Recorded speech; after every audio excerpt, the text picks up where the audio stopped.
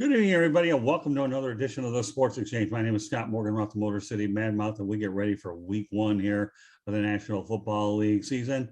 Just to give you guys an overview tonight, we will be talking about quarterbacks in new places as well as some other pertinent news as well. With that said, I want to welcome back Mel Farr JR to the show. Glad to have you back, Mel. Thank you. Good to be back. Well, we love having you. Steve Balestrieri, welcome back. Thanks for the invite and thanks for having me.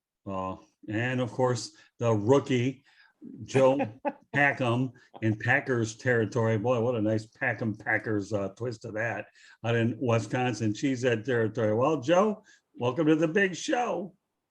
Thanks for the opportunity. I'm happy to be here. All right. Well, with that said, okay, folks, hope you stay with us the entire broadcast. You're going to get something out of it. I can rest assured about that. We're gonna, as I mentioned before, we're going to be talking about NFL quarterbacks. And I want to throw a little footnote out there that beginning as a week one, half the NFL is going to have a different starting quarterback.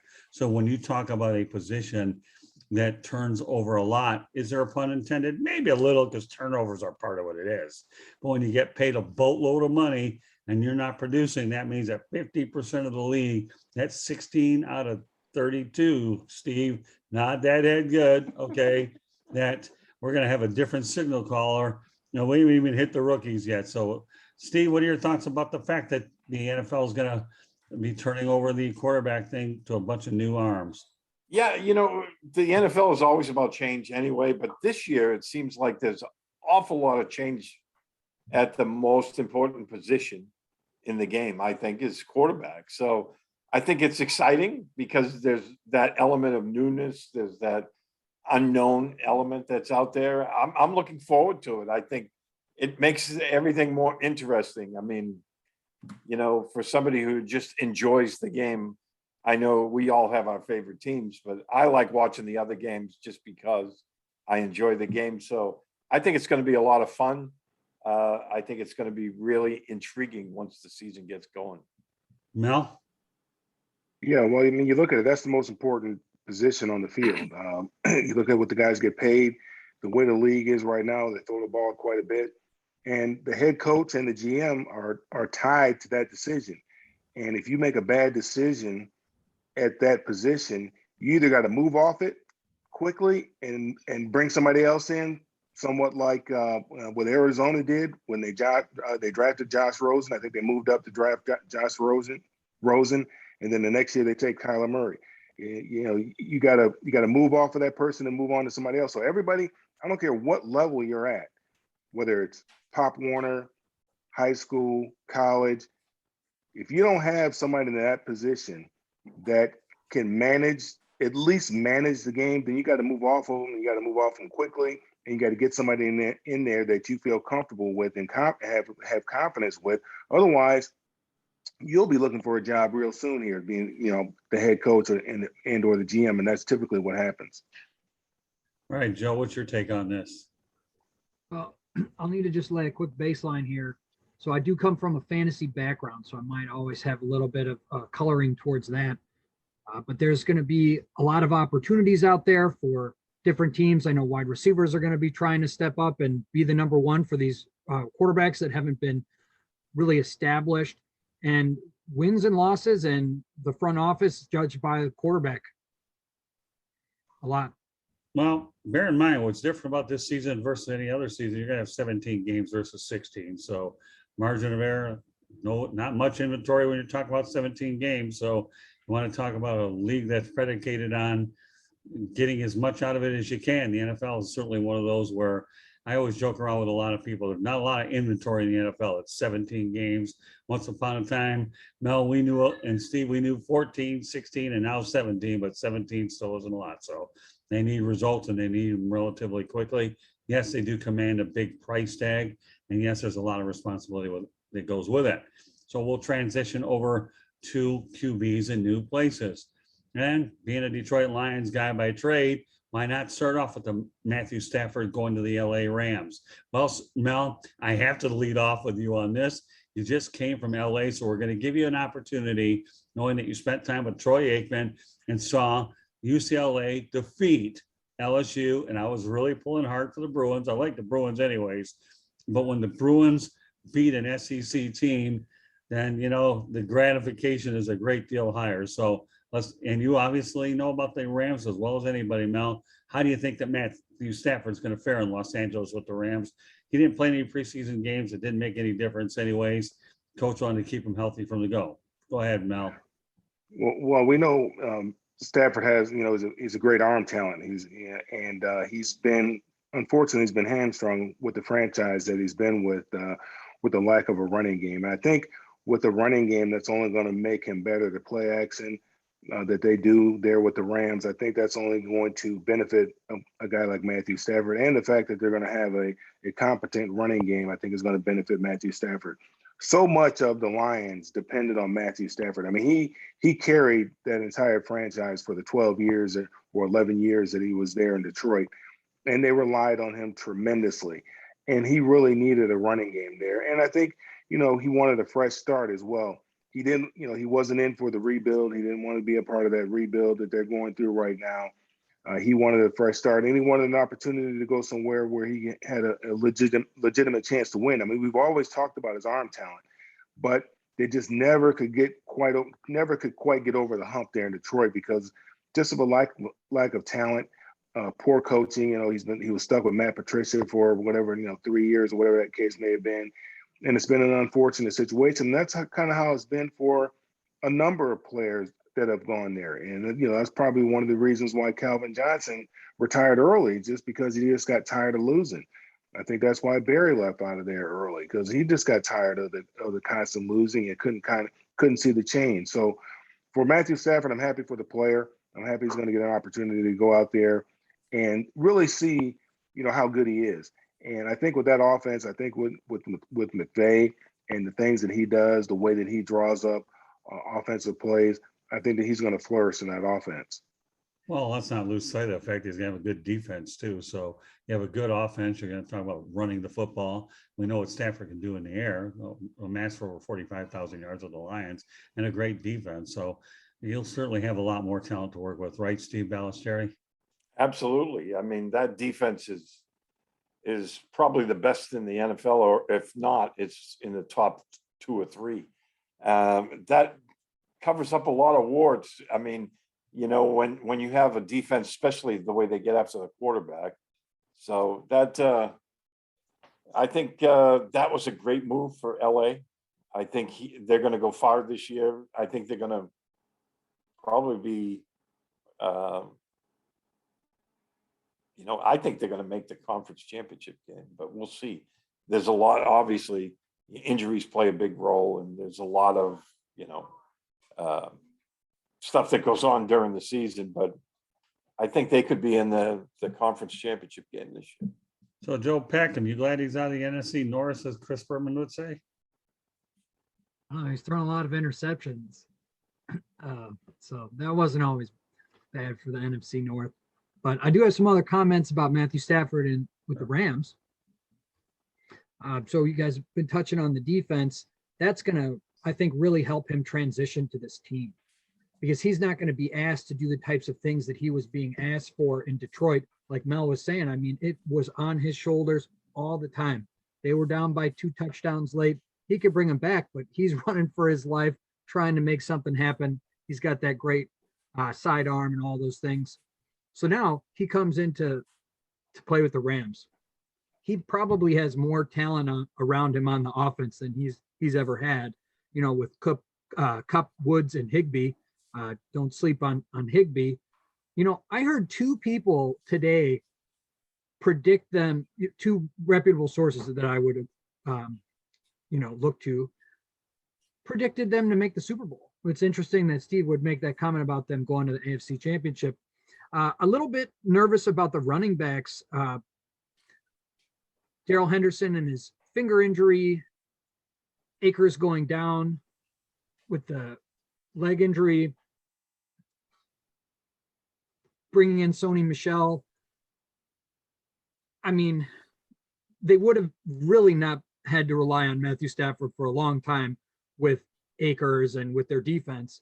So I don't think he's going to need to be throwing for over 300 yards and 3 touchdowns a game, but especially not with that defense. Well, all I'll say about Matthew Stafford, he was a good soldier in Detroit, amassed a lot of yards, the heart of the franchise. He represented the community well. And I'm glad he's with Los Angeles, an opportunity to win. And I'll be pulling for Matthew Stafford extremely hard to be a very successful Ram. And I hope that he does make a good run deep into the playoffs to let everybody know that you criticize the guy all you want, but he still is a winner. And I would certainly love to see him win a championship. I have nothing but the utmost respect for Matt Stafford. I wish him well in LA. On the flip side of the coin, the guy he got traded for, by the way, let's not forget the Lions did get a few draft choices out of it as well. So, so when you talk about, the Lions return, it was pretty good. They get Jared Goff, and Jared Goff obviously, took the Rams to a Super Bowl. So, all right, Joe, what's your take on Jared Goff? I think he could make a name for himself in Detroit.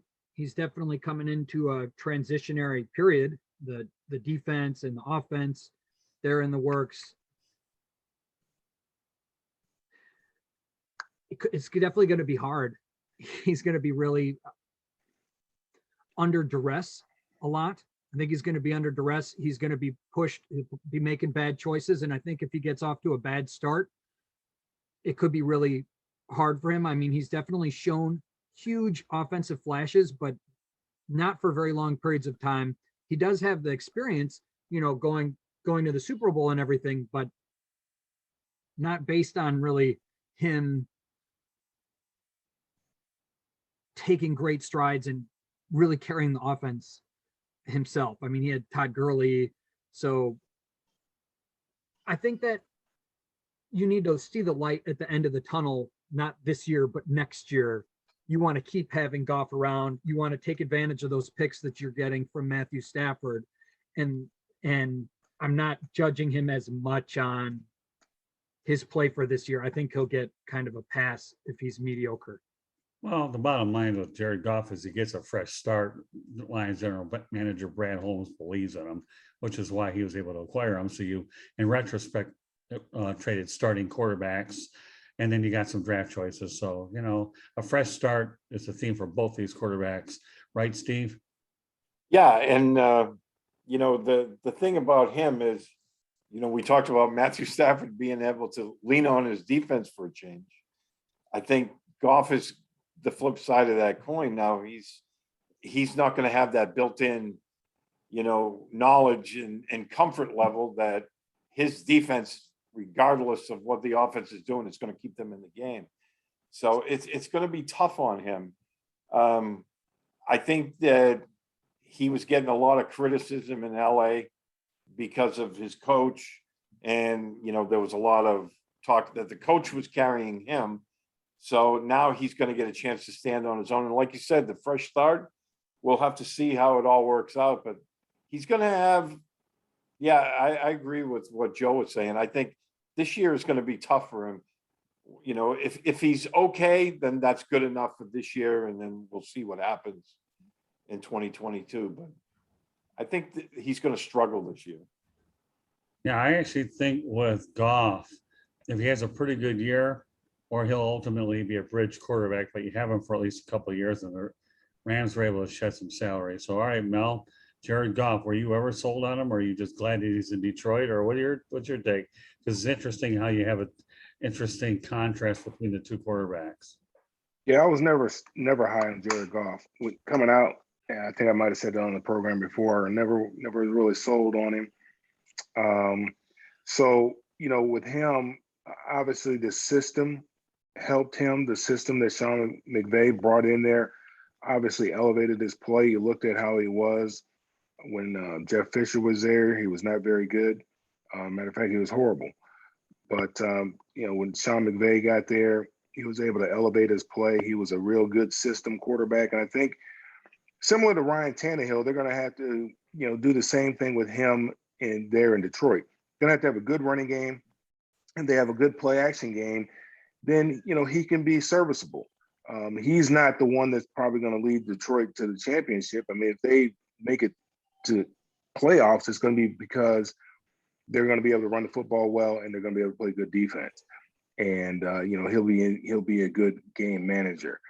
And because I really don't know what, Dan Campbell, what his philosophy is, I really, I don't have an idea of what we're going to see. I have to wait for the first week to see what their identity is going to be, what their philosophy is going to be. I mean, he talks a great game, biting kneecaps, all that stuff he was talking about in the preseason or when he got hired, and that's all fine and well.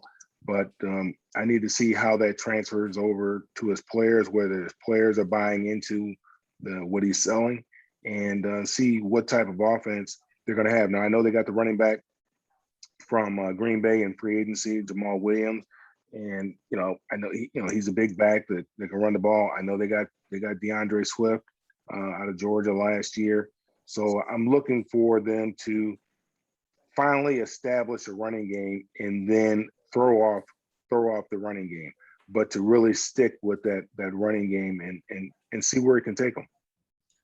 Okay, the next quarterback we're going to talk about, Sam Darnold, Carolina Panthers. Previously, obviously, the New York Jets. Robert Salah, who I really thought the Lions should have hired, okay, but they didn't, okay, is with the New York Jets coach.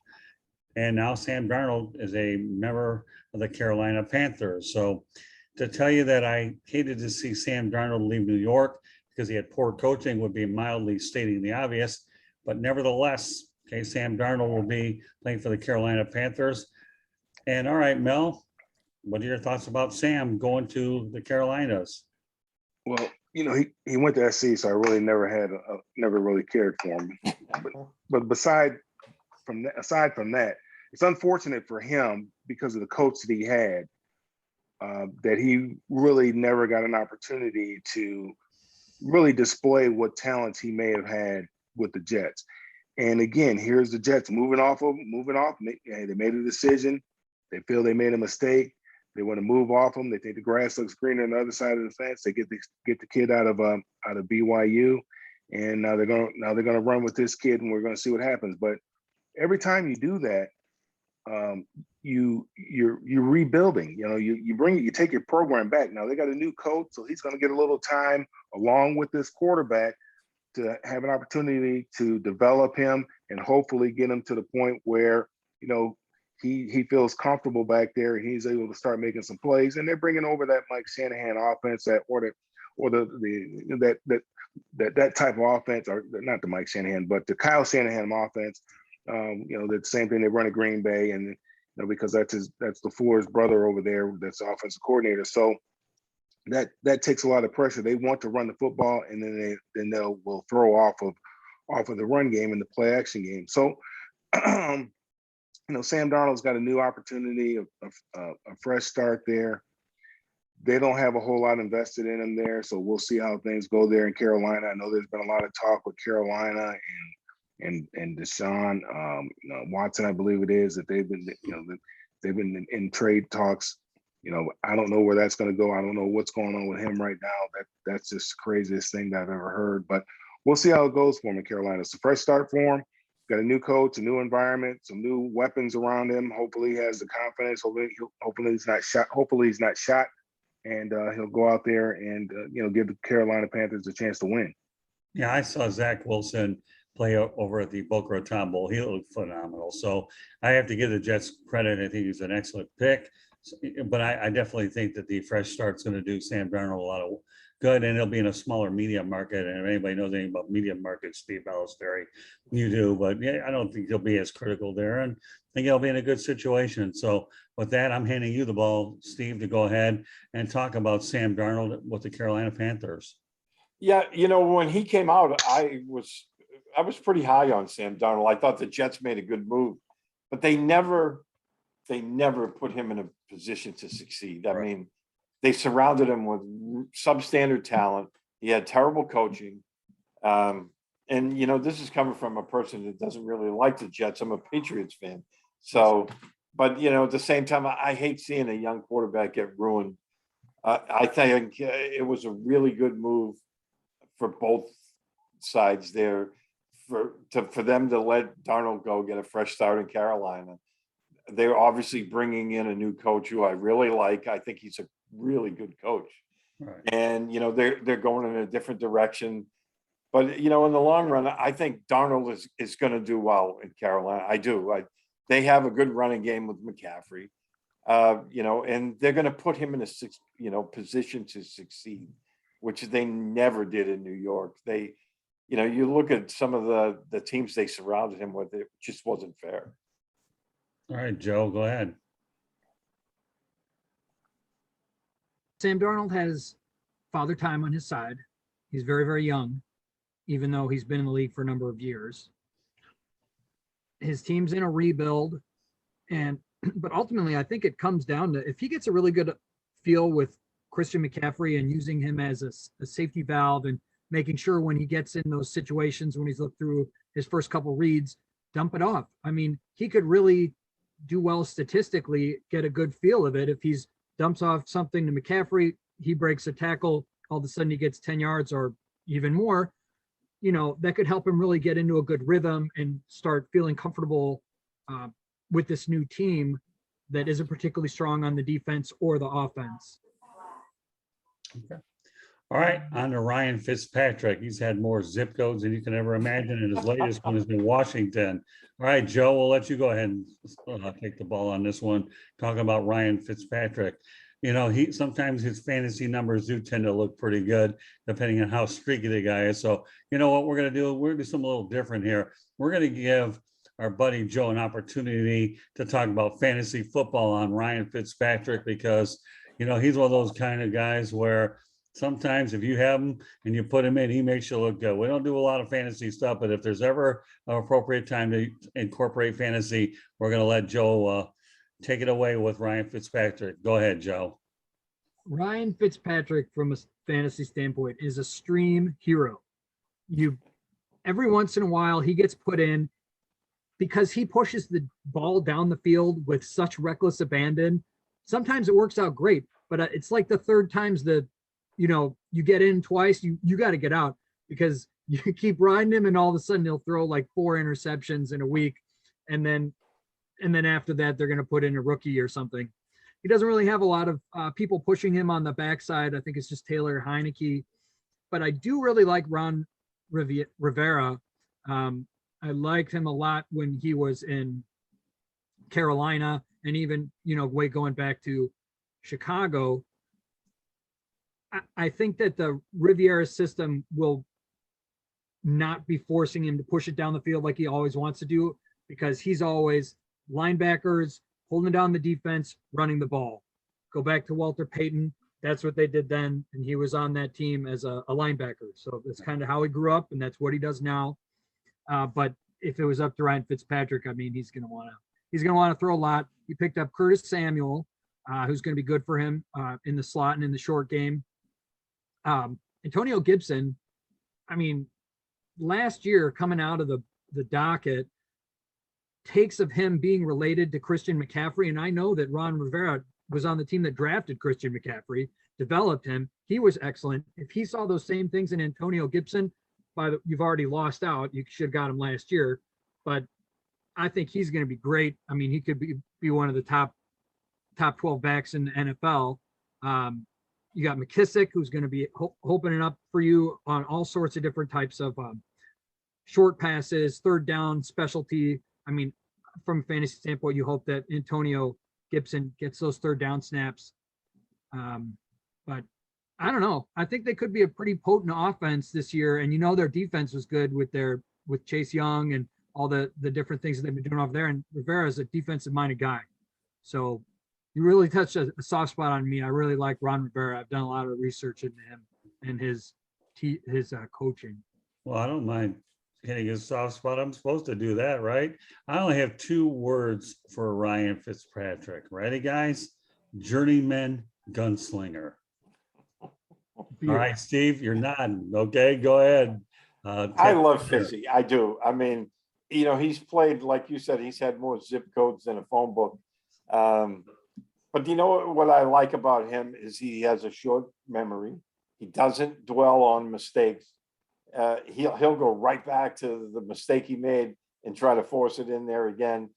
And he's been, he's always been very popular with his teammates. When he was in Miami last year, I remember reading that the players would rush to the meeting rooms to get to sit beside him. And that tells you a lot about, his character. Is he the greatest quarterback? No, he's not. But I think, if you're looking for a bridge guy for a year or two, I've always liked him because, like I said, he's a smart guy. He can talk. Somebody was just saying, I think it was in The Athletic about a month or so ago, he can talk quantum physics with somebody, and he can talk to guys who grew up in, the bad part of town. He can relate to everybody. And I like him. I think he's, for a young upcoming team that needs a bridge quarterback, I think he's going to do well. And like Joe was saying, I think, Ron Rivera will kind of temper that desire of his to try to push the envelope too much. And I think he's going to do well in Washington. I really do. Yeah, come on, Steve. Let's get to the point, my friend. The guy's from Harvard. He's in your neck of the woods. Well, he's a smart dude. I mean, exactly. He is, Yeah, he's a Harvard guy. Come on, Steve. We know you're a Boston. Well, I'm not a Harvard guy. He is. He's a New England guy. Harvard, right? At Cambridge, Massachusetts. Let's make sure I get my job. They had the most complex offense in college football at one time. Did they really? Yeah, their offense. I remember one of the guys who ended up playing in the NFL was saying that their playbook was the most difficult he's ever seen. And, he was like some kind of whiz kid, academic All-American. Well, that's okay. I don't have a problem promoting Harvard guys. The only time I was ever in Cambridge, Massachusetts, I thought there were some bad drivers around the country, but drive in Cambridge, Massachusetts, and I saw that even as a younger guy, my hair was turning gray pretty quick. So I'm with you. That's a weird town, isn't it? What's that? Cambridge is such a weird town where Harvard is.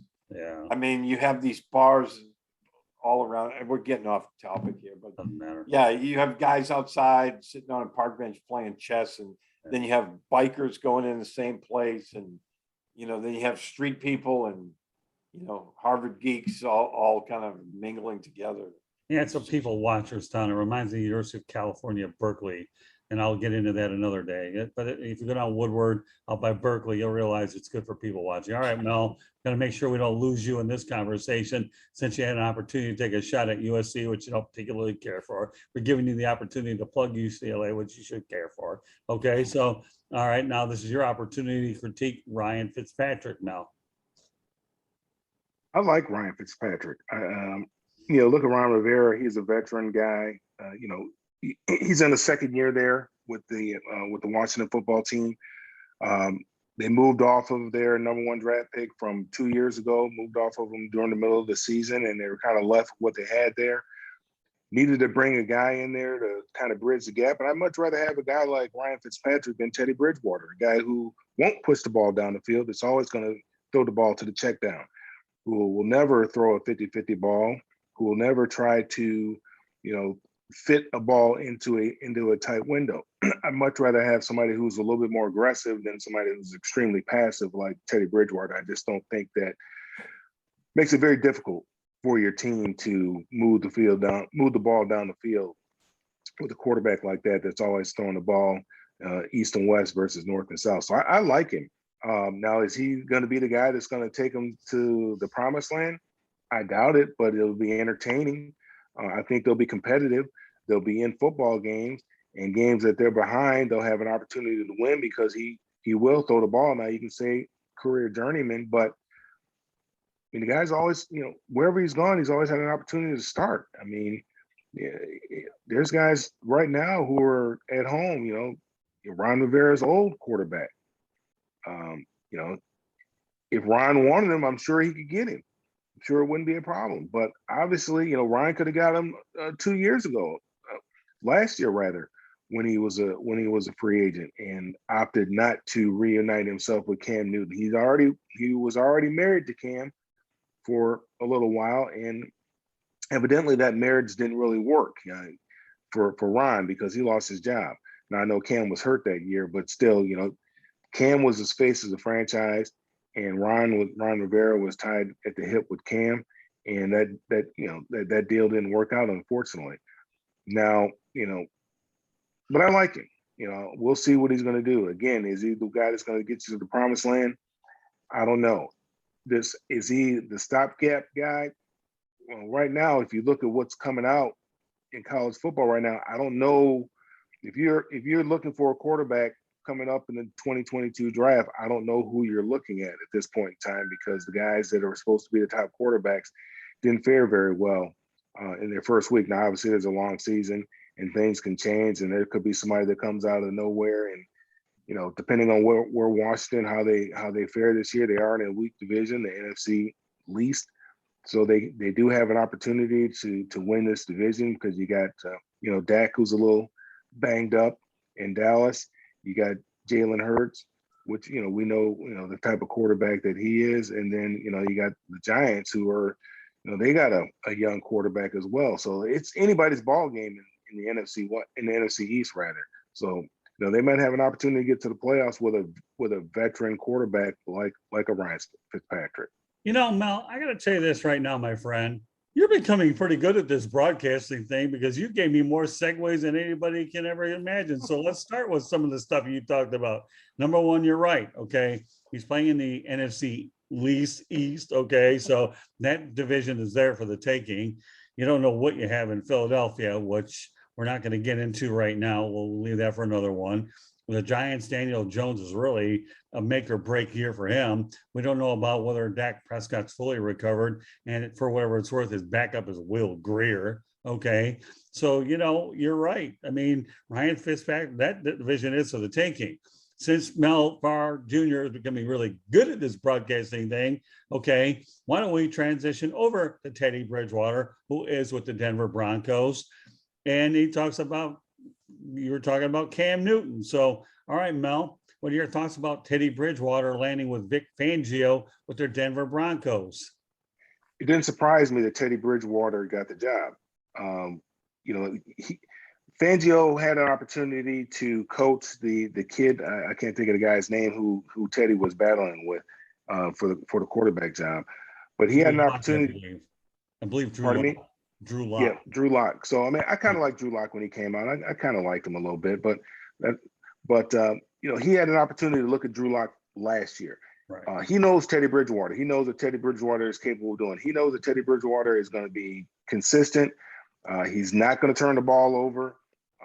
He's going to be a great distributor of the football. That's and Vic Fangio, obviously, you know, I think he's probably, his seat's a little warm this year. They got to do something in Denver. They haven't done anything in a long time. And again, they have not been able to find a quarterback since Peyton Manning left. They've been trying to find somebody. You know, they had Brock Osweiler in there for a minute. I mean, they had a bunch of different guys in there, and they have not found a guy. And that's the reason why they've been struggling. So I'm not real high on Vic Fangio as a coach either, but that's beside the point.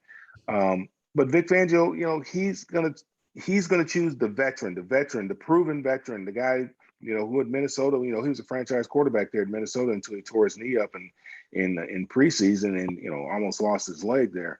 And so it doesn't surprise me that Teddy won the job. I don't look for great things out of Denver, to be honest with you.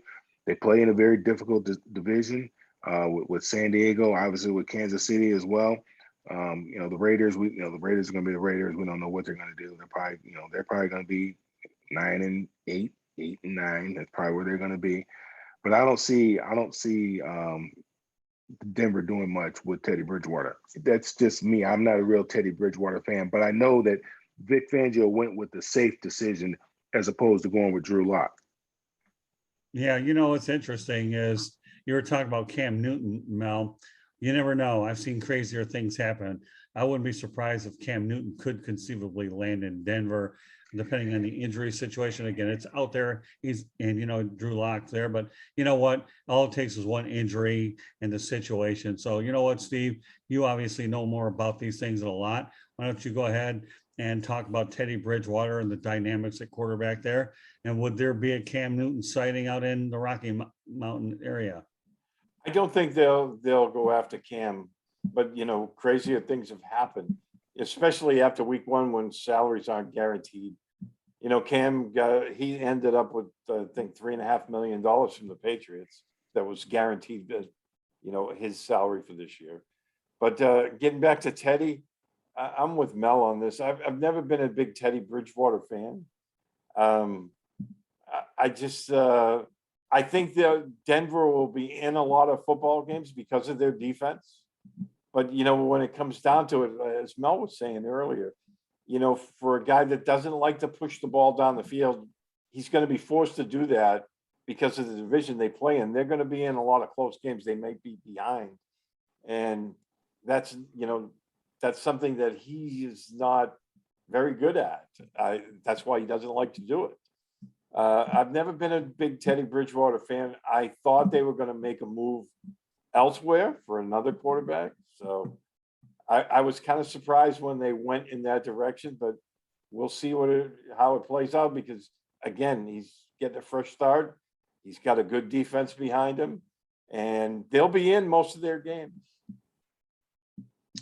I will say this about Bridgewater.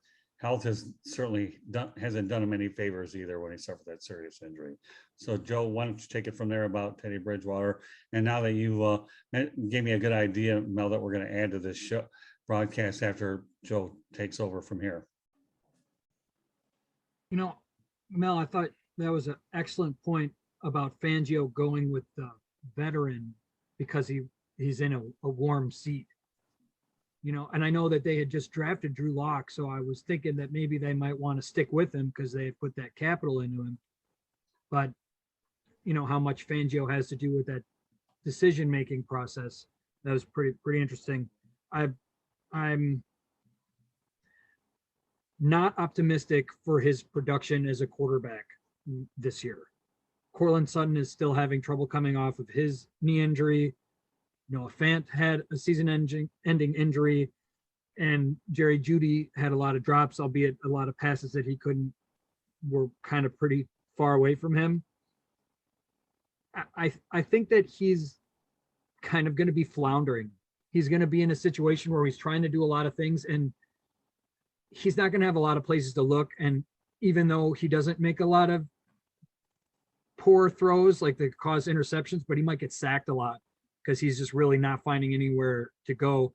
And so Fangio, I mean, he's a former defensive coordinator, so he was brought in to work on their defense. Von Miller was out all last year, so that wasn't good. Bradley Chubb was out too. So I don't have good feelings about Denver this year. I think that it is possible you could see Lock play for 5 games. Okay, well, Bridgewater's only the starter for week 1. Well, all right. Now that we're talking about coaches and general managers on the hot seat, and because of listening to you guys, I have no choice but to bring Andy Dalton into the equation, knowing that you have Justin Fields waiting in the ring. So waiting in the wings. All right. So Steve, you're nodding your head. Give us the dynamics about Andy Dalton starting with the Bears. Is he the right choice, or do you think they should throw in the rookie anyways? I think the rookie will be in before the season's out. I think they're just giving him time. I've never been a big Andy Dalton fan either. When he was with Cincinnati, a lot of people say, well, Cincinnati, this or whatever. Their GM always put together a lot of talented teams. They just couldn't put it together. I think a lot of that was on coaching, but I thought Andy Dalton will only take him to a certain level. And I think Chicago is going to be exactly the same. I'll be surprised if by Thanksgiving he's still starting quarterback. I think, after about 5 or 6 weeks, we'll probably see the rookie in there. I mean, I've never been a big Andy Dalton fan. And I'm not a big fan of the coaching staff in Chicago either.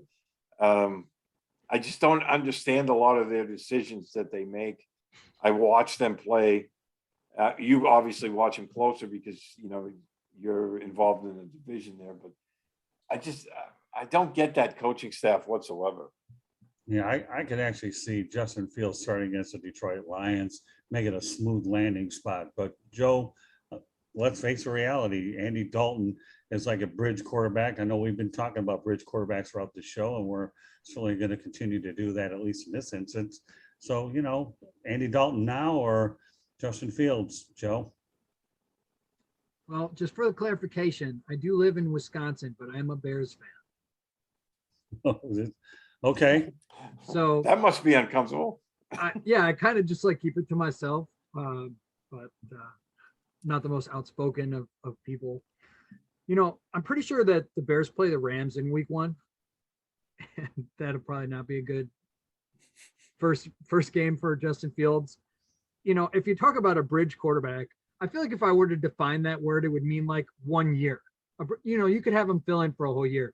So I think I would define Andy Dalton as like a hot second quarterback.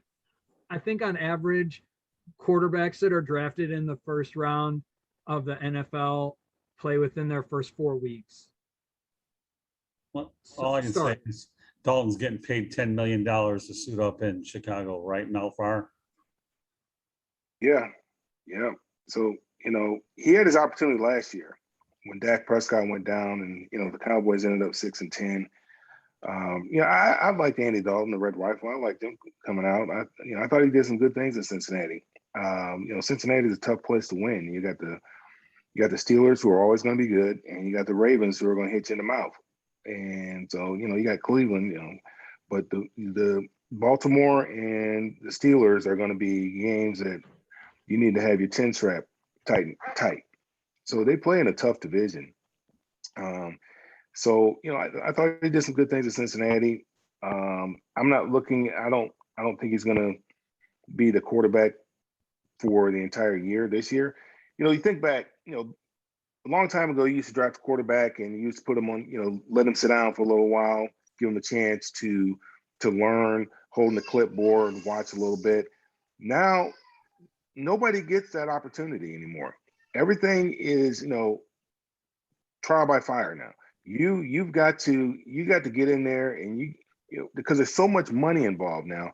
Mm-hmm. Not just with the player, the coach, and the general manager. These guys are all getting paid. They're all joined at the hip.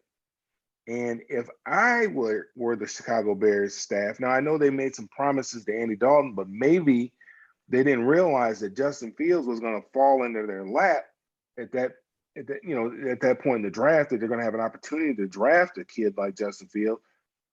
And then you got to do what's best for not just the franchise, but what's best for yourself, to give yourself the best chance to keep your job.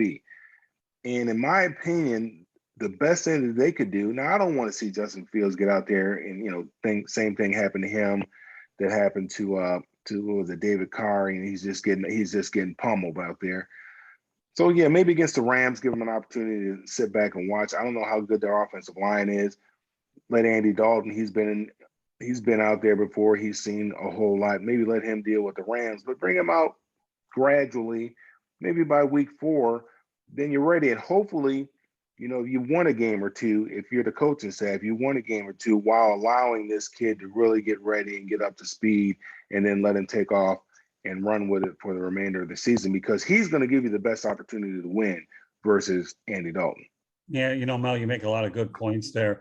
If you're a coach and a general manager on a hot seat, you definitely don't want to be stretching out any longer if you're looking to save your job. So I agree with you.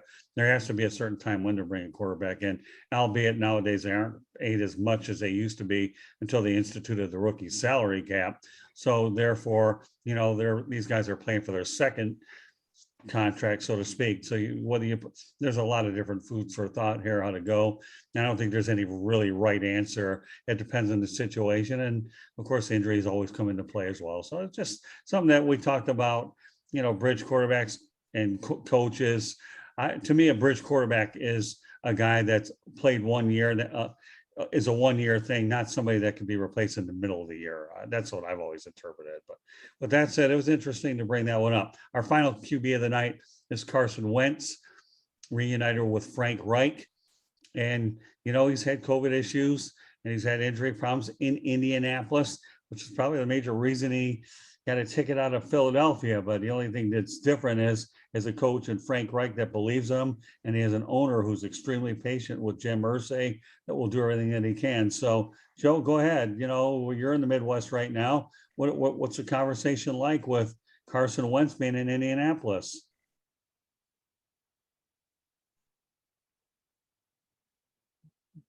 it's tough. I mean, you gotta see it to believe it. A lot of people thought he was going to be injured for the first couple weeks. So he wasn't getting a lot of preseason snaps. He's changed teams. He's missed practices.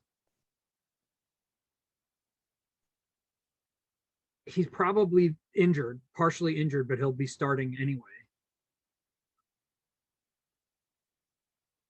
You know, they had a really solid offensive line last year and the years previous that you'd really look to help him out. He'll have help in the run game. I just really need to see it.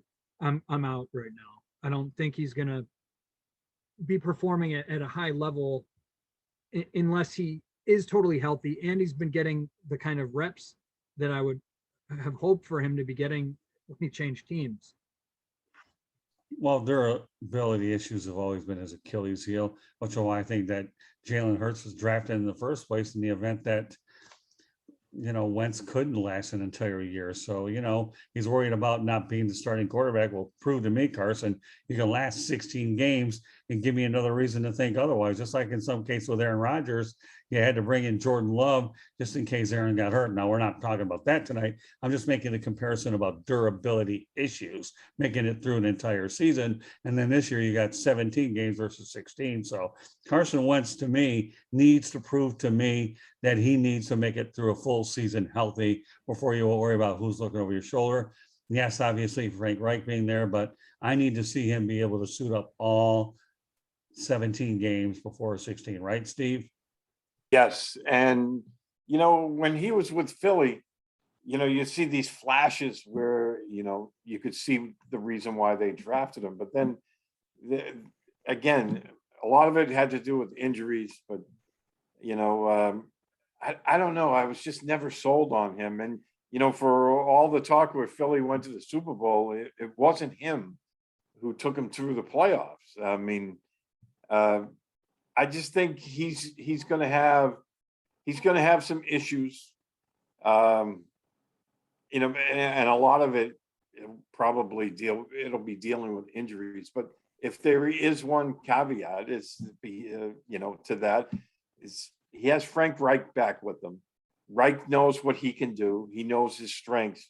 He'll probably play to that and not ask him to do things where he's not particularly strong at. So, you know, I'm kind of leaning toward he's going to be all right once the dust settles, if he can get healthy.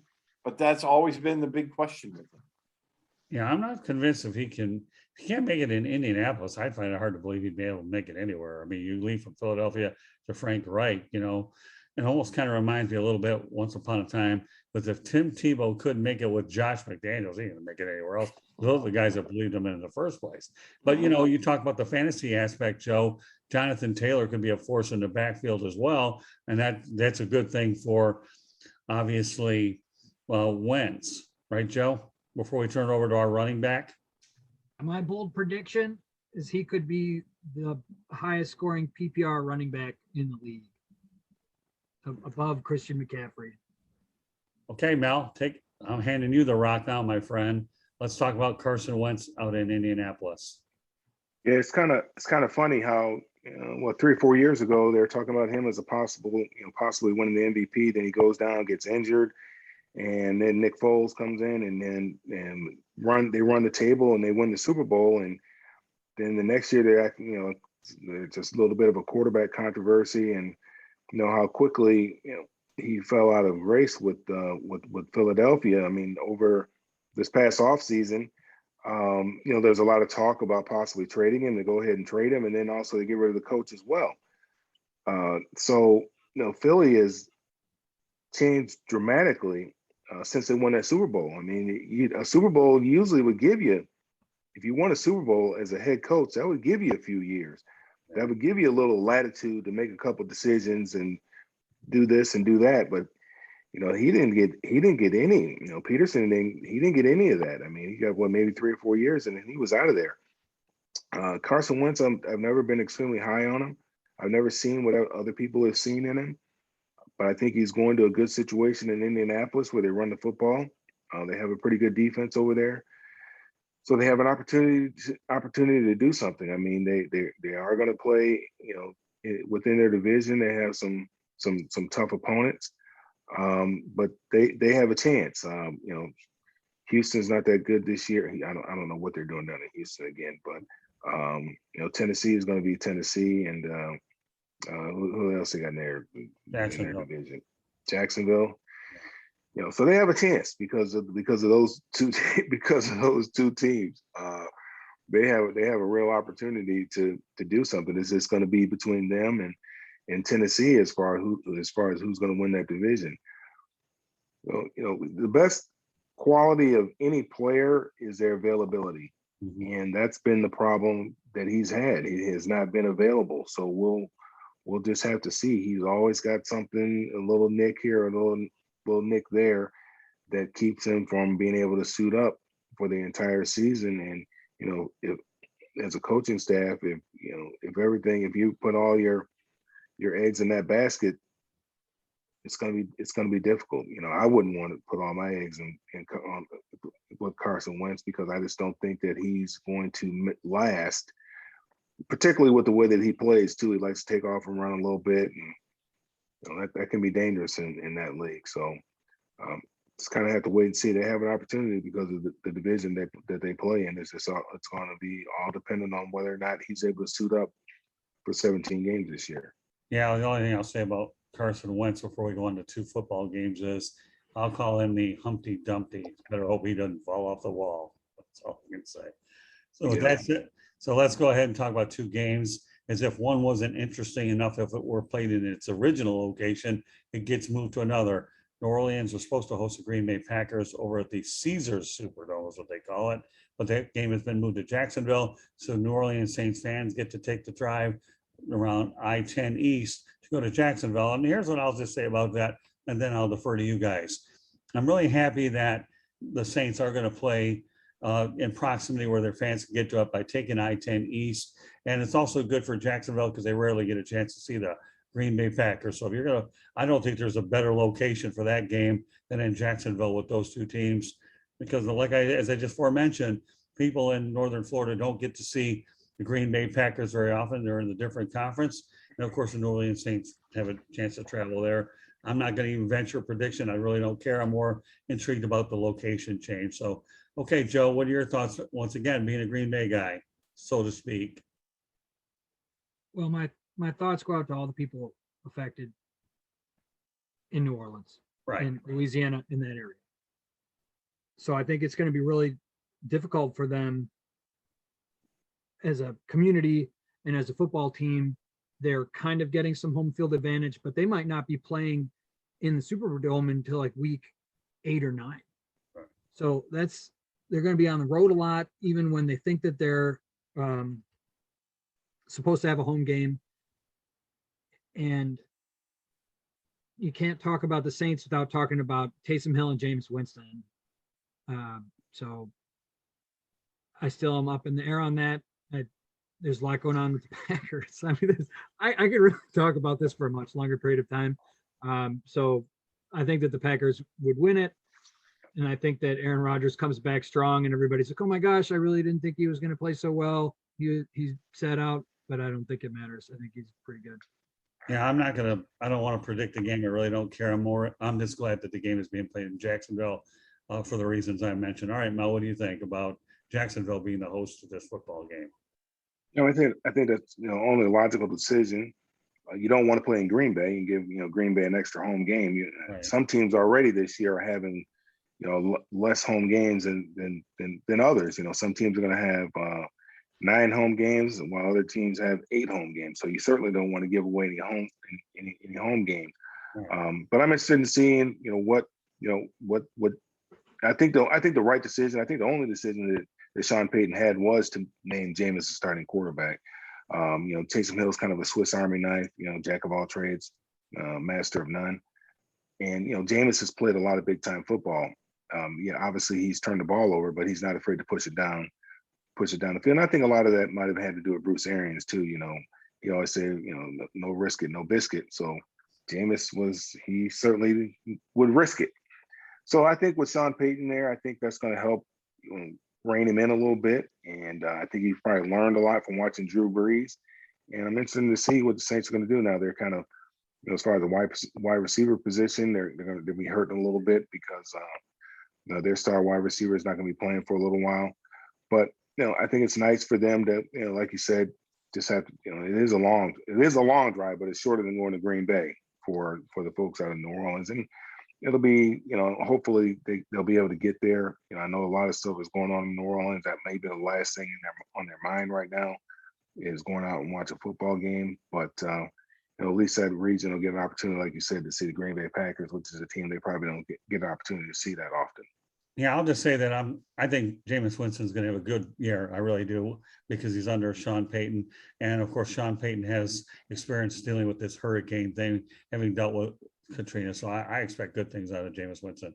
All right, Steve, what's your take on New Orleans, Green Bay, and Jacksonville? Yeah, I agree with you guys. I thought that Jacksonville was a good choice. Like you said, straight across I-10, a long drive, but it's, straight over there. The weird thing was that Katrina kind of pulled the Saints together back in 2006? I can't remember now. I think it was 6. But, that kind of pulled the Saints and the city together. I'm wondering if this thing, they're going through some change now with Drew Brees going, Jameis coming in. I like Jameis. I think he's going to do well there.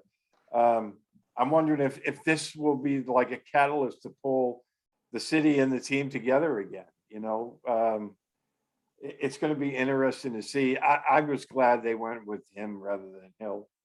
I think Hill's more of a gadget type guy. Mm-hmm. I don't see him as an every down quarterback. So I thought that was the right move. And like I said, I've liked Jameis. You look at some of the numbers he put up. Yeah, he did turn the ball over a lot, but he put up some big numbers with the Bucs. So I think I think they're going to be just fine. And I totally agree with moving the game to Jacksonville this week. And hopefully the people in New Orleans will be back home soon. Yeah, I think when you talk about Jameis Winston, I could actually put him in the classification QBs in new places because he sat out basically last year. And Mel Farr, since you do an incredible job of segues yet again, that leads us to our final thing that we're going to talk about tonight: Dallas at Tampa Bay. The risk it, no biscuit. Mel, you are on a roll, my friend, tonight. And look at the guy, he's even slimmed down a little. So let's talk, Mel, briefly about Dallas at Tampa Bay. You get first shot at it since we have our new format that we're not competing against a national game. Yeah, I don't know how Dallas earned this spot or got this spot other than them being America's team, I guess. But, they haven't been a competitive. They haven't been they've been I don't know how many playoff games. There haven't been very many playoff games in the last 20 years. And for them to have, this is like the Super Bowl. There's no other games being played on this day. This is opening day of the NFL. Usually you'll have some type of storyline, rivalries or something like that. If it was like Green Bay and Chicago, you could understand, okay, that's the oldest rivalry in the NFL. Yeah, that's why they're playing. But they had, we know why Tampa Bay is there because they won the Super Bowl last year. But Dallas, why are the Cowboys playing on this day? Other than the fact that they're the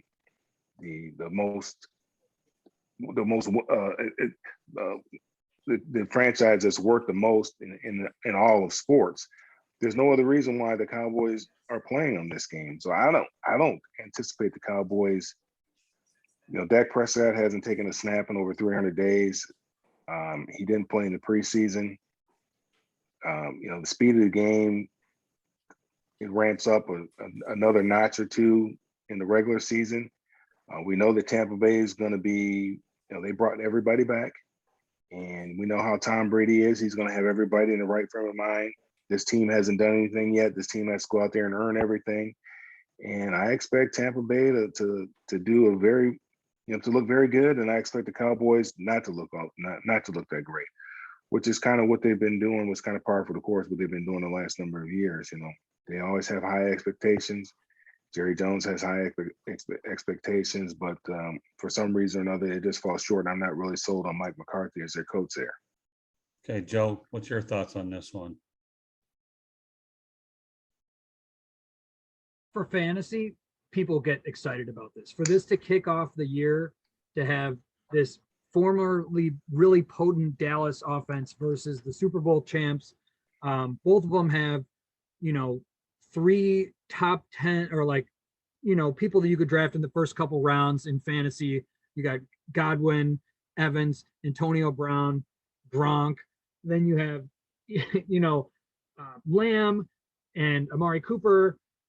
You could be scoring a bunch of points. This could be a really high scoring game if Dak comes back and he's still hitting the same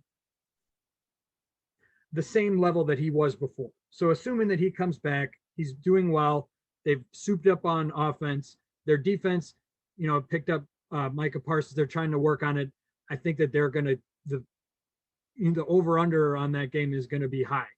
Like each team scoring over 24 points, I would bet on that. And I think if it's a high scoring game, it's going to be really exciting. People are going to be happy to go into the fantasy year. And there's a lot of fantasy players, like 50 million people play fantasy every year. So it's a really big market. And a lot of people that follow their not home team are people that play fantasy. So there's no reason that I know about somebody who just got cut and added to their practice squad except for fantasy. So maybe that has to do something with the way that these games get put together. All right, Steve, you have the final thought on this, and then I'll just add something and then we'll wrap it up. Okay, yeah, real quick. I mean, I agree with what the guys were saying earlier. I mean, to me, Dak Prescott missed almost all of last year. I just thought they would have let him knock off a little bit of rust, in the preseason. I understand they're trying to protect him and he might not be 100% healthy yet, but you just want to get him a couple of reps because he's coming in against the Super Bowl champs on week 1. Like Mel was saying, this is the only game in town. Everybody's going to be watching, and the Bucs are going to be amped. I mean, you saw what that defense did to Patrick Mahomes and the Chiefs in the Super Bowl. They're going to be looking to do the same thing. And I just don't think, again, Dallas, I don't think they put their quarterback in a position to be successful. They have a lot of weapons on offense. And if, Ezekiel Elliott is healthy and going to be able to play and be himself, that could keep them in the game. I just don't see this as I don't think it's going to be high scoring on the Dallas side. I'll put it that way. I think that they could have had, I was really expecting the NFL to say Tampa's going to open against New Orleans because they had those 2 big games last year.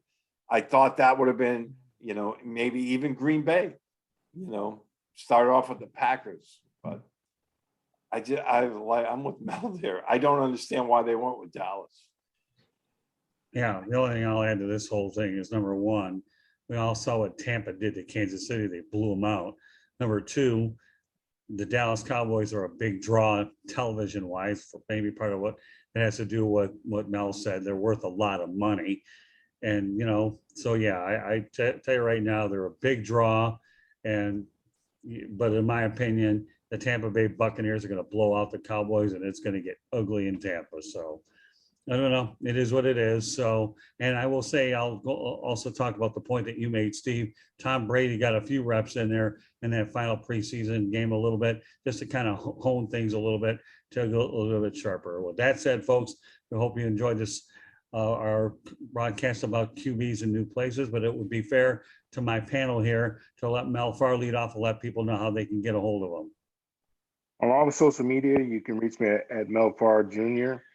Email address, melfarjr@gmail.com. And then you can follow what we have going on here in Atlanta and in Detroit for high school students at melfar.org. Okay, Joe, go ahead. So I'm at FF_spotlight on Twitter, and my email address is spelled all the way out, fantasyfootballspotlight@gmail.com. You can check out my analytics content for fantasy and my Campus to Canton content with some high school, college, and NFL information on ffastronauts.com, fantasy football astronauts. Hey, Steve, go ahead. Yeah, you can find me on social media, on Twitter at SteveB7SFG. I'm also on Facebook, Instagram. My email address is the one I use for my military writing because it's the simplest, Steve@sofrep, SOFREP.com. All right, last but not least, me. Okay, you are, this is a Sports Exchange. My name is Scott Morgan, Roth Motor City Madmouth. You can follow us on Twitter at Tribune South. It's at Tribune South. The broadcast can also be found on the website, www.southfloridatribune.com. We encourage everybody to subscribe to the South Florida Tribune YouTube channel, free. That way you get a lot more of these updates as well, because we're going to be loaded all year as we have been for the longest period of time. Only goal I have right now is to make sure I provide the best commentators that I can. I've worked very hard and I'm very proud of the group that I've assembled, and you three are just indicative of that. So once again, the Twitter information is at Tribune South, the website, www.southfloridatribune.com, and please subscribe to the YouTube channel as well. I also want to give a shout out to Candy Ebling, who does a marvelous job with the website as well as putting these broadcasts up. So, guys, great show tonight. I hope everybody can stay with the whole show because we have a lot of information and certain things came up in the broadcast that were just important to bring upon, that when we talk about things initially, but when one point leads after another, okay, then you have to roll with it. And that's what we hope that we were able to provide you folks with tonight. So on behalf of Mel Farr JR, Joe Packhem, and Steve Balestrieri, my name is Scott Morgan, Roth the Motor City Madmouth. Thank you for joining us on this edition of the Sports Exchange. Until the next time, everybody, please be safe out there. COVID-19 is something you better take seriously. Good night, everybody. Catch you on the next episode of the Sports Exchange. Good night. Good night.